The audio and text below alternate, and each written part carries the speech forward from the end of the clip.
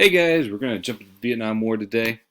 All right, so when we talk about Vietnam, I think it's important to understand why we're going into the Vietnam War, why we are, what caused the United States to get into the war, how the U.S. fought the war, what was the effect on the home front of the war, and then of course, what are some of the lasting legacies.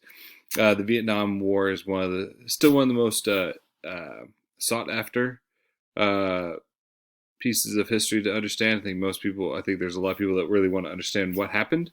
There's a cultural memory, a lasting cultural memory for the United States and for many people who lived through it or had people who lived through it. And of course, Vietnam is going to shape completely the 1970s and 80s and 90s and today, right? So I think we're still living in very much a post Vietnam War era. So let's get into it. Vietnam is much longer than the actual war itself, the conflict in Vietnam.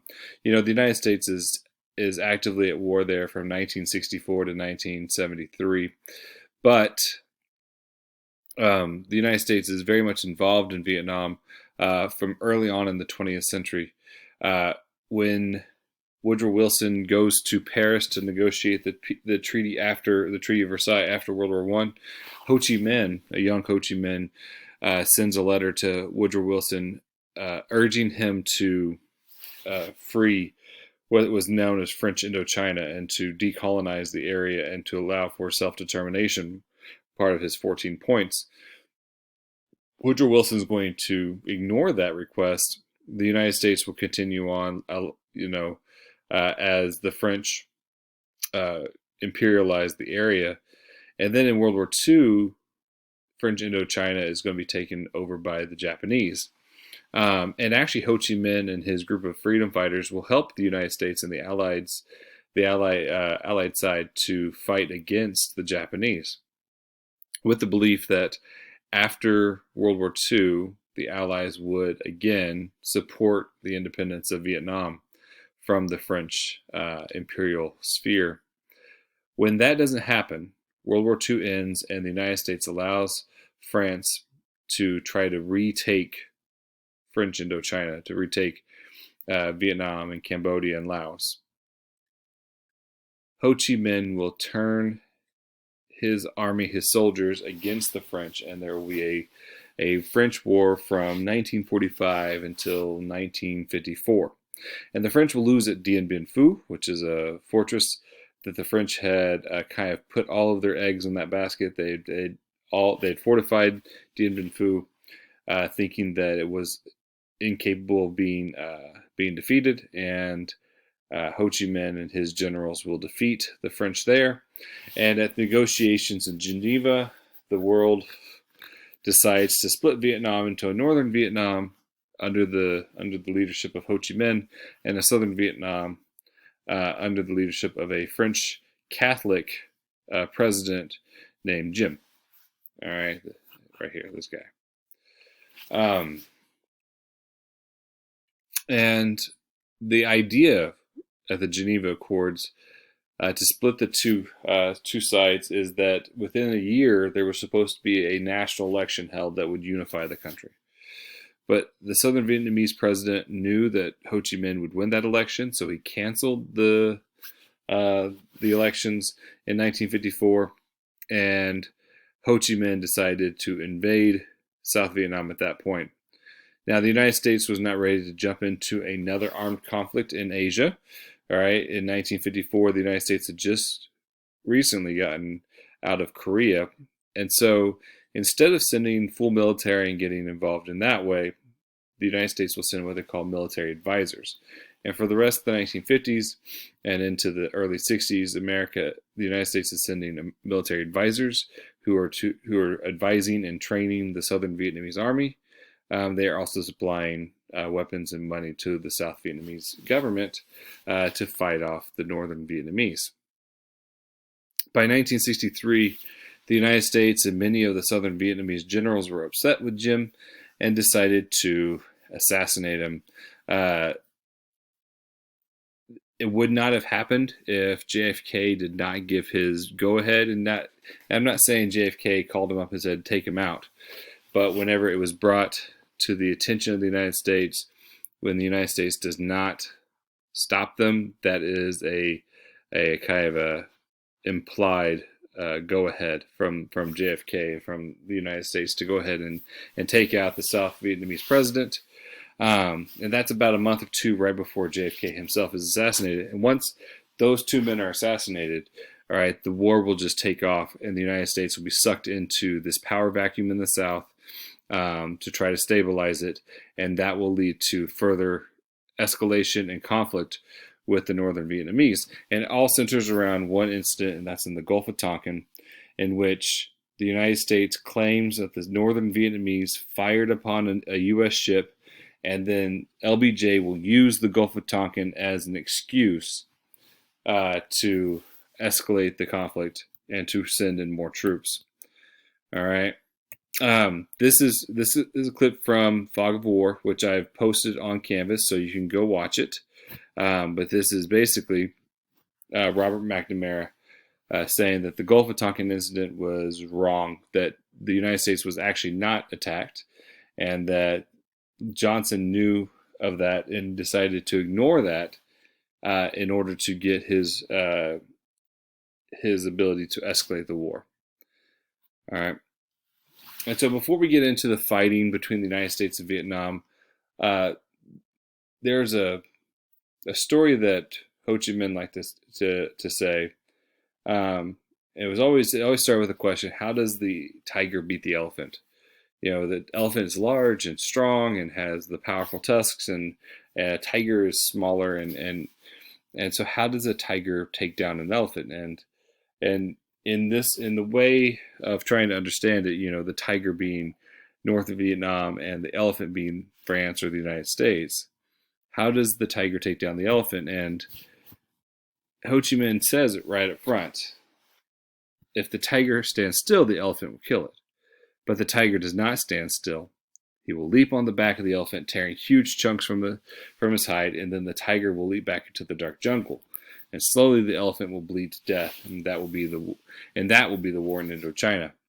When we think about what's going to happen in Vietnam, it is going to be a insurrectionist war, a guerrilla warfare in which there is not a clear enemy. And that's something that U.S. soldiers have a hard time. Think about it. They've come out of World War II and Korea, two very traditional wars, in the sense that there is another nation state that they're fighting. But here, they're going into South Vietnam, and they're fighting two very different enemies. And we're going to talk about those enemies here in a second. But the enemies are not your traditional nation state armies with the uniforms and the ranks and all that stuff. They have some of those, but you're fighting a war against the people who, for them, this is their revolution. This is their patriot cause. This is their attempt to create their own home, and it's very difficult.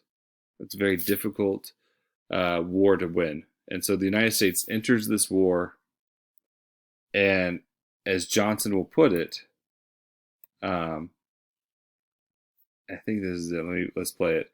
But as Johnson will put it, there's not a way out. Oops, come back. Hello? Pretty good, how are you, Mr. President? Oh, I'm got lots of trouble.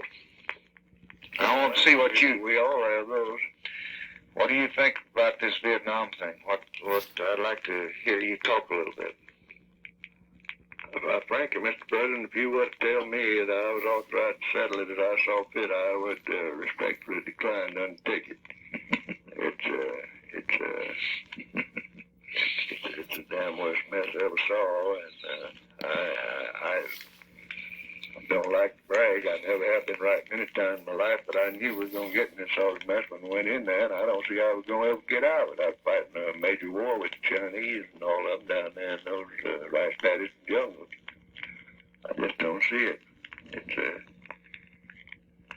I just don't know what to do.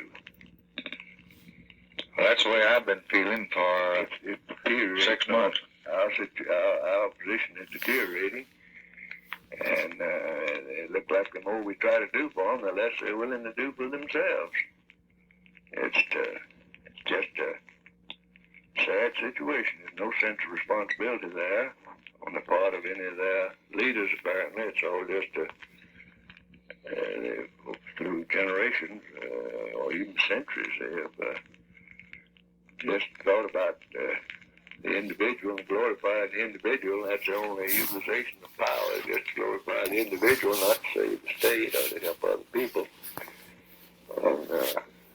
And they just can't shed themselves of that complex. It's a hell of a situation. It's a mess, and it's going to get worse. And I don't know what to do if.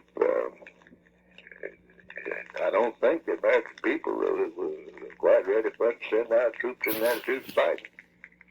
And if it came down to an option of just sending Americans in there to do the fighting, which will, of course, eventuate into a ground war and a conventional war with China, and we do them a favor every time we kill the coolie, whereas one of our people got killed, it'd be a loss to us. If it got down to that or just pulling out, I'd get out. But then I don't know. There's undoubtedly some middle ground somewhere. If I was going to get out, I'd get the same crowd that got rid of old Dean to get rid of these people and get some fella in there that said he wished the hell we would get out. That'd give us a good excuse for getting out. I see no terminal state for any part of that. How important is it to us? It isn't important a damn bit, but all this new. Well, I guess it's important to it, from a psychological standpoint. I mean, yes, and from the standpoint that we are party to a treaty, and if we don't pay attention to this treaty, well, I don't guess they think we're paying attention to any of it. Yeah, but we're the only one paying any attention to it. Yeah. All right. So besides the obvious racism that's coming from Richard Russell and LBJ here, we get a couple things out of this conversation. LBJ is not necessarily 100% on board with escalating the war and going in with troops. And he asks right there at the very end, how important is it for us in Vietnam? And Richard Russell said, not a damn bit.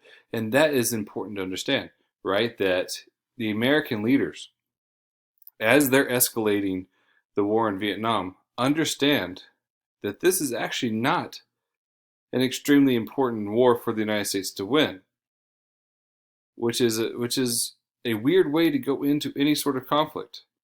So why are they doing it? Why does LBJ push the United States into this horrific war that's going to kill 55,000 Americans, 2 million Vietnamese, that's going to decimate people's lives and lead to countless tragedies from there on? Why lead the United States into that war if you don't think it's that important to begin with? And I think it comes down to two things. A big part of it is political. When you look at why LBJ takes the United States in, we have to go back to Truman.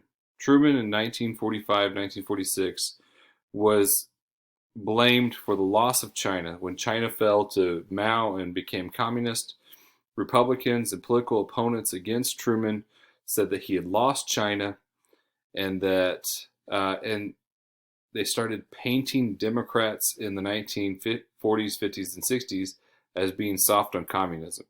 So what you see is these Democratic presidents, whether it's Truman in Korea or it's JFK in Cuba or it's LBJ in Vietnam, they're going to go hard after communists as a kind of a way to politically boost themselves.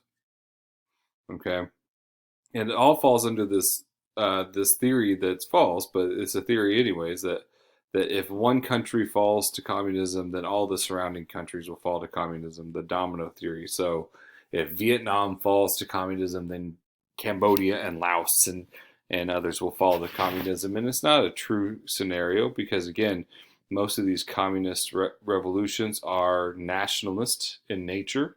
Ho Chi Minh was a nationalist hero who was trying to unify the country. And so, but you can see here Lyndon Johnson saying, "I'm not going to be the president who saw Southeast Asia go the way China went." Right? It just right there tells you that he's doing this for political reasons, right? And geopolitical reasons and domestic political reasons, and not so much for what they're going to talk about, which is saving South Vietnam from the communists and things of that nature. Okay.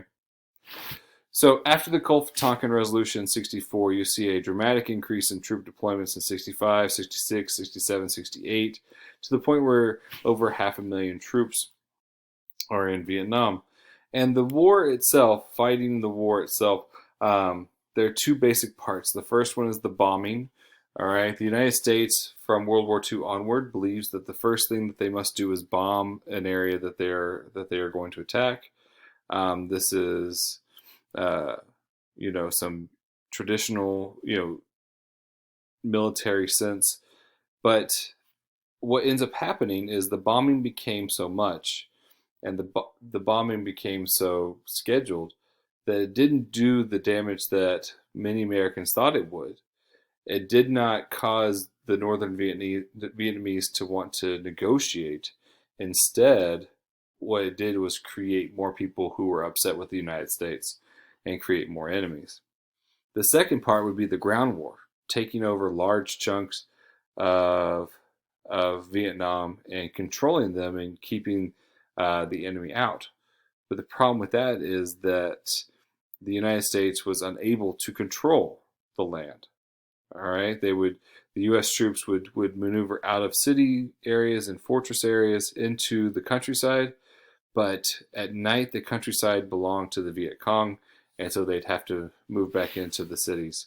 And so they couldn't control the land. They had a hard time winning the hearts and minds of the people of Vietnam over to their side, and it became an unwinnable war fairly quickly, although not many people knew about it. Because if you just look at like black and white statistics, the United States early in the war, 64, 65, 66, were killing 10 times as many Vietnamese soldiers for every one American soldier that died. So, they'd have these body counts where, 10 American soldiers died, but 100 Vietnamese soldiers died. So, and then they would chalk that up as a win. But they didn't actually achieve their mission of taking over that part of Vietnam, so it really wasn't much of a win. Okay? And so the ground war was hard, was grueling, created a lot of psychological and physical damage. And then the bombing raids into northern Vietnam were ineffective in many ways. So it became a very hard war to win, and that's something that the United States will figure out starting in 68. Other parts of this war would be the use of napalm and Agent Orange as a means of destroying the jungles in order to get rid of the hiding spots for many of the soldiers coming from northern Vietnam or the Viet Cong. Let's talk a little about that. The enemy in Vietnam, there are two different enemies that the United States is fighting. And I don't really like the term enemies. There are two different opponents, or there are two different people, groups of people that they're fighting. The first one is a very traditional army, the Northern Vietnamese Army. This is the army that Ho Chi Minh and his generals, and Ho Chi Minh dies in 69, I believe. And so after that, this is your basic army that's invading from the north. Then you have the Viet Cong, and the Viet Cong are Southern Vietnamese who support overthrowing the government or getting rid of the United States or allowing the North to take over. The Viet Cong will also be fighting, and they're generally more guerrilla kind of insurrectionists, and they're the ones that are hard to spot because they're not in uniform. They're typically civilians who are radicalized and are picking up weapons and fighting. And so those two groups become very difficult for American troops to understand who they're fighting and when they're fighting. All right. One way that the Northern Vietnamese would invade the South and also get supplies from Northern Vietnam into the South was through the Ho Chi Minh Trail. This is the red trail right here. All right. The United States will use bombing raids on this trail along with napalm and Agent Orange in order to try to find uh, the uh, the soldiers and the suppliers who are bringing stuff down um, into South Vietnam. If we look at the extent of the war, in 64, 65, 66, and 67, the United States will argue that it's winning. By the end of 67, Westmoreland, the general in charge of the war, will argue that he can see the light at the end of the tunnel, and that the northern Vietnamese and the Viet Cong did not have the capabilities of actually staging a large-scale attack. That will change in January of 1968 when the Viet Cong and the northern Vietnamese will coordinate the largest offensive against the United States in the war, and that's the Tet Offensive. Now, long story short, the United States is able to defend themselves and push back the offensive, and the offensive itself is actually not successful. But that's not how it played. When we talk about Vietnam, we have to realize that this is the first televised war. World War II and Korea both had video, of course, and people would watch newsreels of them and read news stories about World War II and Korea. But Vietnam, you had actual news reporters who were embedded with American soldiers, and they were sending back these recorded nightly news sections. So when people would turn on the television and watch their nightly news, they would see firsthand combat, and they would get a perspective from a reporter who was embedded with American soldiers. And so these reporters had been reporting that the United States was winning, it was winning, it was winning. It was taking the word of the government and saying, yes, yeah, the United States is winning. And then the Tet Offensive happened, and that message will change. Reporters like Walter Cronkite and Dan Rather will start to argue that this is unwinnable, and that the American government had been lying about how successful the war in Vietnam had actually been up until 68. And this is what we call the credibility gap. After Tet, more and more Americans began to not believe the US government. And so Vietnam, one of the lasting legacies of this war, is this deep-seated cynicism and skepticism that the American people have against the government. It doesn't help that right after Vietnam is Watergate, and those two events together will definitely sour American perspectives on the government. But this is the credibility gap that comes out of the Tet Offensive, and it leads to wide-scale protesting throughout the 1968. LBJ would typically wake up in the morning and hear the protesters outside, and they would chant things like, hey, hey, LBJ, how many kids did you kill today? This is an image of LBJ breaking down. He's listening to a recording of his son-in-law talking about the troops that he had lost in a recent battle, a recent skirmish. And he was breaking down, and LBJ will break down multiple times throughout this event. And 68, the Tet Offensive and this credibility gap is just going to completely destroy LBJ's political career. And you have to remember, he comes into office in 63 after the assassination of JFK, and he's hugely popular. And he starts pushing these great society reforms, and he declares war on poverty. And by 1968, his popularity has plummeted, and the Great Society is dead. And it's all due to Vietnam and his obsession with Vietnam and his decision to push American escalation in Vietnam. One last note on the fighting, and we're not going to spend a lot of time on this, but understand that war is atrocious and bad things, really, really bad things happen, and there are these moments when I think you play your video games and we watch war on TV, and we play war with our video games, and war in those arenas is very much by the rules. But when you actually get war, right, when humans are actually taught that the people on the other side are not people, then what you start seeing is these horrific incidences and these horrific massacres. And we've seen it throughout American history, especially with the Native Americans. But when American troops get to Vietnam, you're going to see it as well. All right, the United States U.S. troops will bring this kind of cultural racism with them, and it's highlighted by the most infamous massacre in Vietnam, which is the My Lai massacre in 1968, when Lieutenant William Cawley and his Charlie Company will massacre hundreds of villagers in My Lai, the village in My Lai. These are unarmed, they're civilians, they're not a part of the war, but they will rape and murder them. And it's not until an American helicopter pilot turns his guns on the American troops that it stops. Now, William Cawley will be put on trial and he'll be put in jail for 1 month for the massacre.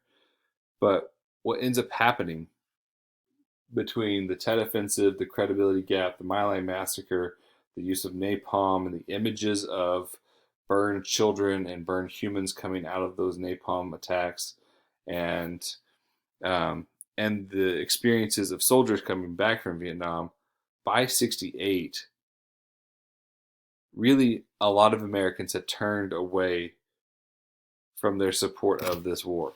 If you go to 64, you're going to see a large scale amount of support for the war. All right, because in 64, the war felt like it was a traditional war to stop the spread of communism, very similar to Korea or any of the other little proxy fights that the United States had been in with the Soviet Union. But by 68, I think Americans at that point realized how very different this was and started to have to question themselves. What does it mean to be a world power? What does it mean when American troops go in there?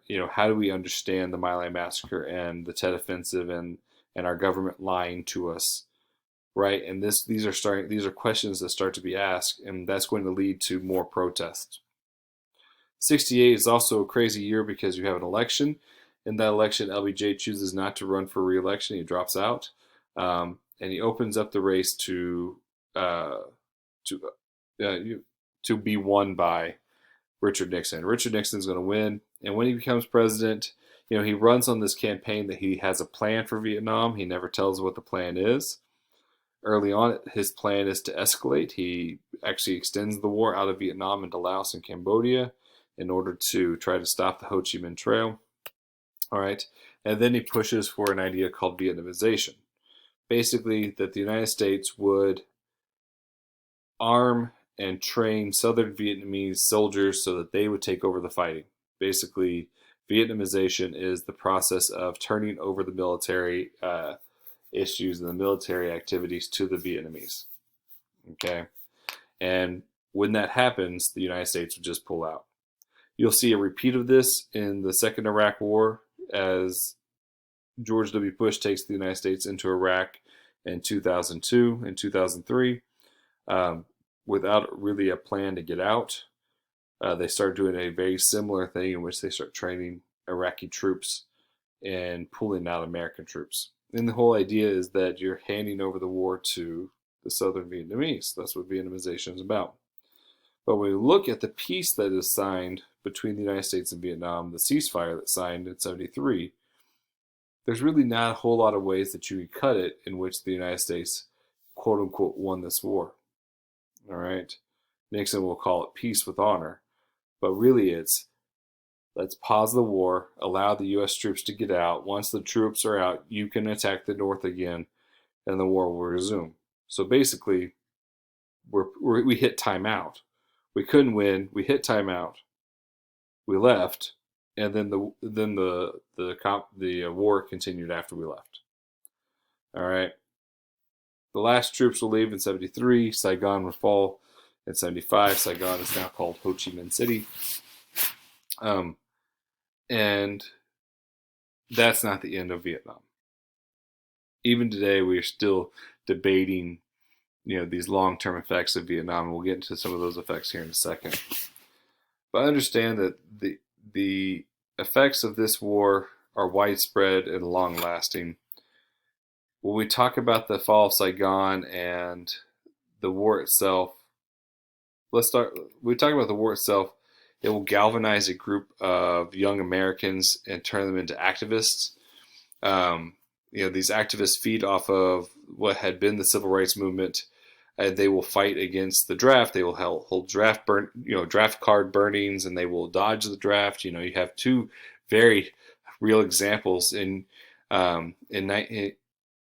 President Bill Clinton left the United States and went to England to avoid the draft, and then President Trump also dodged the draft.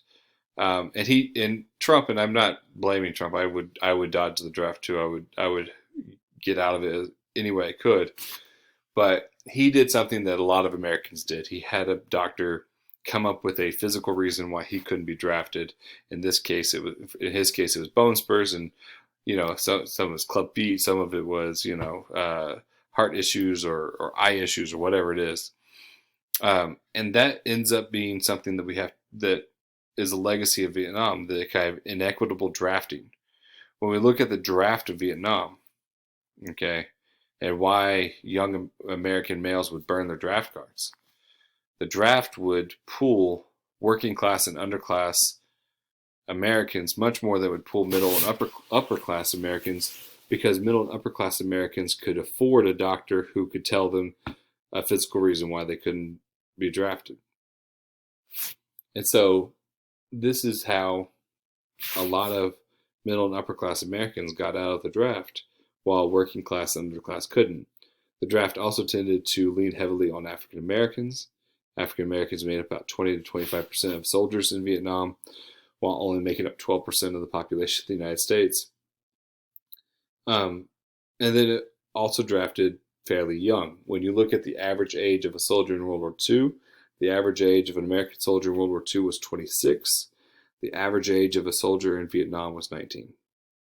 Okay, and so you're drafting young, economically tenuous, lower class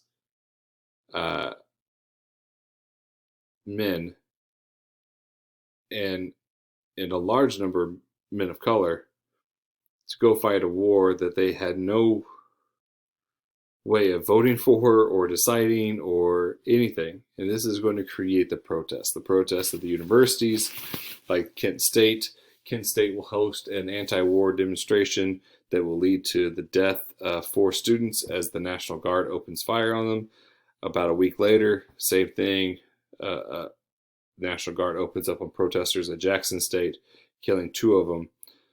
And so you have these university protests, you have the protests at the 1968 Democratic National Convention, you have John Kerry, who had joined the war effort voluntarily in 1964. John Kerry came from a very wealthy family, and he understood that in order to be in politics, you had to have that military war experience. And so in 64, when it was very much a patriotic cause to join and go fight in Vietnam, he joined happily. And then by 68, 69 into the 70s, he had turned into a Vietnam War protester. He'll go to Congress and he will testify in front of Congress, and he'll ask Congress, how do you ask a man to be the last man to die for a mistake? It's a fairly powerful message. How do you ask that man to be the last one to die for a mistake? And the protest will enter into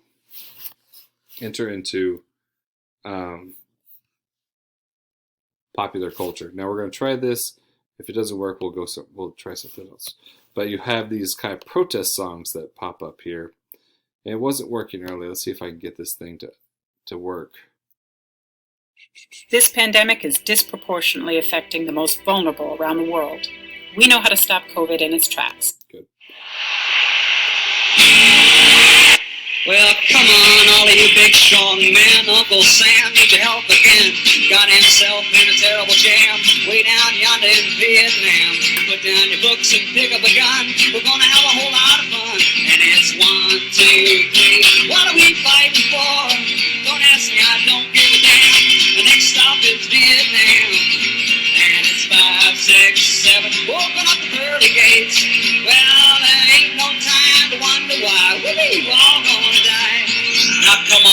street, don't be slow. I'm man, this is war a go.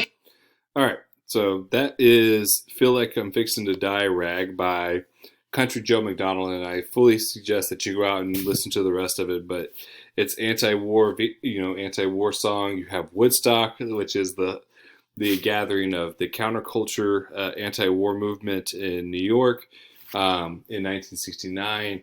You have Edwin Starr writing one of the most iconic songs against war, but you may not ever listen to the lyrics. Oh, come on. I just got you to play that one. Let's try this one.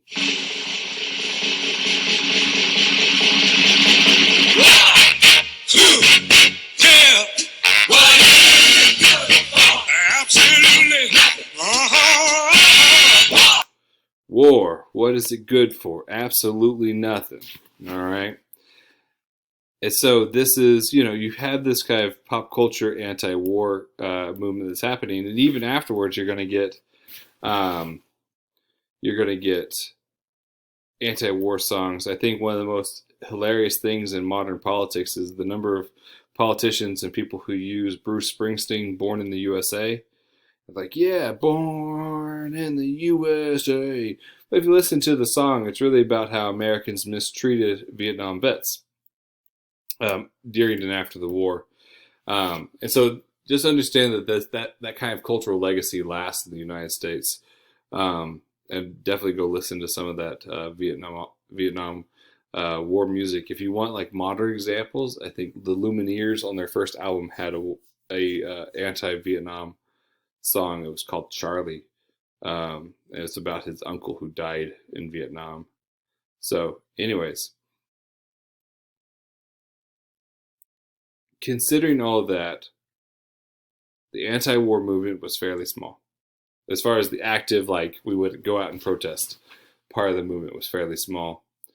Didn't really ever change military policy, really only changed domestic politics.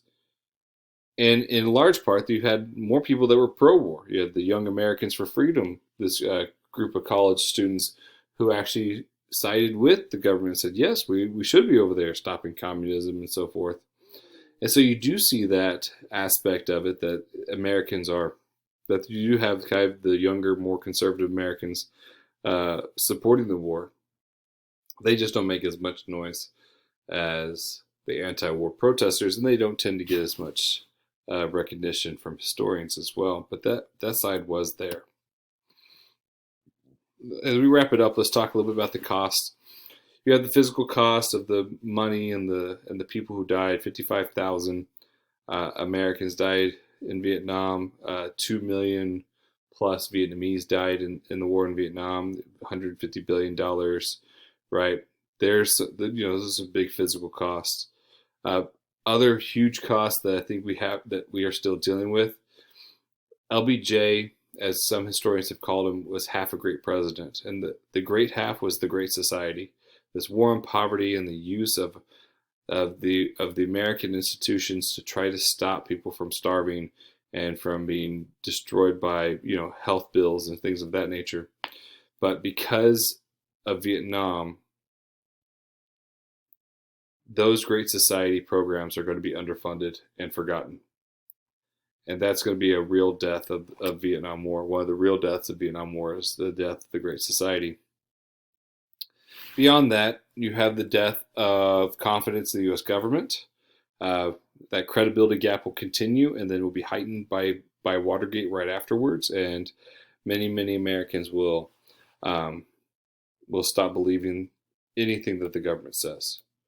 All right, to the point now where the government could say, "Hey, we have this global pandemic, and we need you to stay home."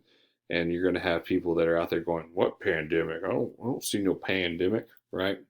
That distrust is deep seated now in U.S. political culture. Beyond that, some other legacies of Vietnam: the creation of the 26th Amendment that allowed 18-year-olds to vote. How can you have an 18-year-old get drafted and go fight in Vietnam whenever they could not vote for the president who sent them there? You also have the abolishment of the draft and the movement to an all-volunteer army, which has both pros and cons. In 73, you have the War Powers Act, and the War Powers Act was an attempt by Congress to reduce the power that the U.S. president has at times of war.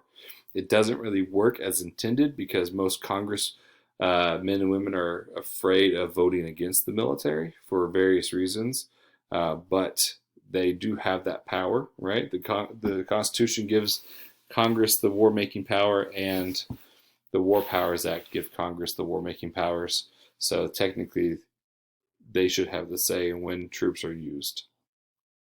All right, and then of course, one of the sadder legacies, besides the War Powers Act, stuff like that, is the treatment of veterans. I think if you look at a lot of homeless around the Metroplex, that you would see a lot of them had Vietnam War experience, or they were Vietnam veterans, because they didn't get a GI Bill like World War II and the Korean War and future wars. They didn't get that GI Bill. They did not get that government assistance, and many of them were hated on by these kind of anti-war activists. And so that's one of the things that you see Americans are trying to change in the 1980s and 90s, and kind of lift up veterans more so than they did after Vietnam. All right, that's it. If you have any questions, make sure you contact me, and I will see you next week.